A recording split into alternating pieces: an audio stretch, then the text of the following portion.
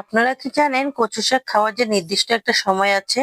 সারা বছর কচু শাক কিন্তু একদমই মজা লাগে না, আবার গলাও ধরে। কিন্তু ওই নির্দিষ্ট সময়ে কচু শাকটা খেলে একদমই গলা ধরবে না, খেতেও মজা লাগবে। আসসালামু আলাইকুম, কেমন আছেন সবাই? আশা করি ভালো আছেন। আলহামদুলিল্লাহ, আমিও ভালো আছি। এখন হচ্ছে বর্ষাকাল, আর এই বর্ষাকালে কিন্তু কচু শাক খেলে একদমই গলা ধরবে না। আর এটাই হচ্ছে কচু খাওয়ার নির্দিষ্ট সময়। সত্যি বলতে অনেকেই জানেন না এই জিনিসটা। সারা বছর কচু খেতে গিয়ে অনেকেই বলেন যে খুবই গলা ধরে, খাবো না, খেতে ভালো লাগে না। কিন্তু সারা বছর না খেয়ে এই সময় খেলে একদমই গলা ধরে না।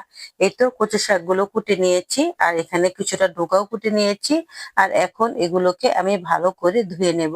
সত্যি বলতে এই কচু শাকটা খেতে কিন্তু খুবই উপকার হয় শরীরের জন্য। প্রচুর পরিমাণ আয়রন থাকে এই কচু শাকে। আর আমাদের শরীরে আয়রনের খুবই প্রয়োজন, বিশেষ করে আমাদের মেয়েদের। তো যাই হোক, এই তো এখন কচু শাকটা একটু ভাপ দিয়ে নিচ্ছি। ভাপ দিয়ে নিলে কচু শাকটা খেতে অনেক মজা হয়। তো যাই হোক, এই তো ভাপ দেওয়া হয়ে গেছে, সামান্য করে ভাপটা দিয়েছি প্রায় 1 মিনিটের মতো। আর তারপরে তুলে ফেলেছি। ব্যাস, এখন আমি এটা ঝুড়িতে নিয়ে নিয়েছি। আর এদিকে আমি ফুলুরিচা নিয়ে নিয়েছি, চট্টগ্রামের সেই বিখ্যাত ফুলুরিচা। এই ফুলুরিচা দিয়ে আজকে কচু শাকটা রান্না করব। খেতে কিন্তু অসাধারণ হয়। অনেকেই বলেছেন ফুলুরিচা রাখলে নষ্ট হয়ে যায়, তাই রাখতে পারেন না। এই তো দেখেন, কয়েক মাস হয়ে গেছে, এখনো কোনো রকম নষ্ট হয়নি। যেমন রেখেছি ঠিক তেমনটাই আছে। আর গ্রানটাও ঠিক আছে, খেতেও অনেক ভালো লেগেছে। তো যাই হোক, আজকে আমি সেই পুরি ইচ্ছা দিয়েই এই কচু শাকটা রান্না করব। প্রথমে দিয়ে দিলাম বেশ খানিকটা তেল, তারপর দিয়ে দিলাম এখানে পেঁয়াজ। পেঁয়াজ কুচি একটু বেশি করে দিয়েছি, আর তারপর দিয়ে দিলাম শুকনা মরিচ। আর এখন দিয়ে দিলাম আদা রসুন বাটা। বাস, এখন ভালো করে নেড়ে চেড়ে মিশিয়ে নিচ্ছি। একটু ভালো করে কষিয়ে নেওয়ার পর তারপর দিয়ে দিলাম এখানে সেই পুরি ইচাগুলো।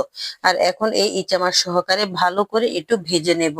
সত্যি বলতে আমার কাছে এই মাছটা এত ভালো লাগে, যে কোনো কিছুর সাথে যায়। বাসায় কিছু নেই, কোনো সমস্যা নেই, এই মাছটা দিয়েই আপনি যে কোনো একটা কিছু করে চালিয়ে দিতে পারবেন একদিন। তো যাই হোক, এখানে দিয়ে দিলাম তারপর হলুদের গুঁড়ো, মরিচের গুঁড়ো, ধনিয়ার গুঁড়ো, জিরের গুঁড়ো। আর এখন ভালো করে কষিয়ে নিচ্ছি। মেয়েরা যাই হোক কচু শাকটা অনেক পছন্দ করে, কিন্তু ছেলেরা একদমই পছন্দ করে না।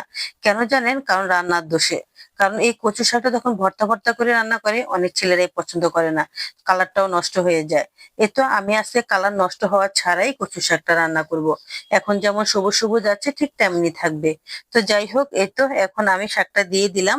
এবার আমি ভালো করে মিশিয়ে নিচ্ছি। আমি কিন্তু আজকে কচু শাকে এক ফোঁটা পানিও দেব না।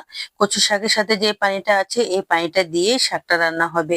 সত্যি বলতে কচু শাক কিন্তু অতিরিক্ত তাপ দিয়ে রান্না করা ঠিক না। হালকা হাতে তাপ দিয়ে রান্না করলে অনেক ভালো হয়, খেতেও মজা হয়। আর লাস্টে একটু লেবুর রস দিয়ে দিয়েছি, আর এবার দিয়ে দিলাম একটু ধনিয়া পাতা। ব্যাস, হয়ে গেল।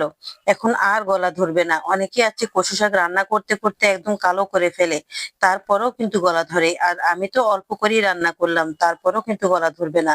গ্যারান্টি দিয়ে বলতে পারি। আমার মতো এভাবে রান্না করে দেখেন, দেখবেন খেতে অনেক মজা লাগবে। ঘরের ছোট বড় সবাই পছন্দ করে খাবে।